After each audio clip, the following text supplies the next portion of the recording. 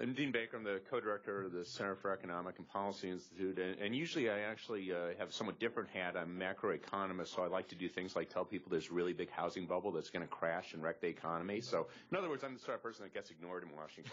Which you did 4 years before it happened, I remember. Sure. Too early. That's what I've been told. It's too early. So, we will tell you things today that will really matter 4 years from now. Exactly. They will matter many years from now. But the background there is that it is important we understand the macroeconomic context. And, unfortunately, people down here make all this fiscal policy and they act though the macroeconomy doesn't matter, and actually it does matter. Those of you who are old enough to remember back to our balanced budgets and surpluses at the end of the 90s and 2000, what you should know and probably don't is that that's all because we were wrong. Or I shouldn't say we, I wasn't making the projections. The Congressional Budget Office was wrong about their macroeconomic projections, that they'd been right about their macroeconomic projections back in 1996, and we had 6% unemployment in 2000, Bill Clinton would not have had a balanced budget.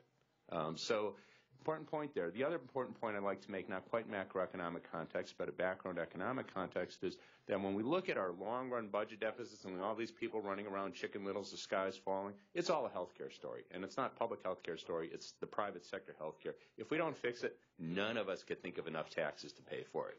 So a long-run story, we have to remember, we have to fix the macroeconomy, we have to fix taxes, and today when we're talking about taxes, I'll be the big proselytizer for the financial speculation tax, taxing Wall Street speculation, which could both raise an awful lot of money, and it has the other very, very nice effect is it increases equality and makes the financial sector more efficient by eliminating a lot of waste in the financial sector and eliminating a lot of those high-income people. So let's best way to get rid of the problem of all the money going to the top 1% is do it right off the top. We could tax it too, but if they don't get it to begin with, we don't have to even worry about taxing it.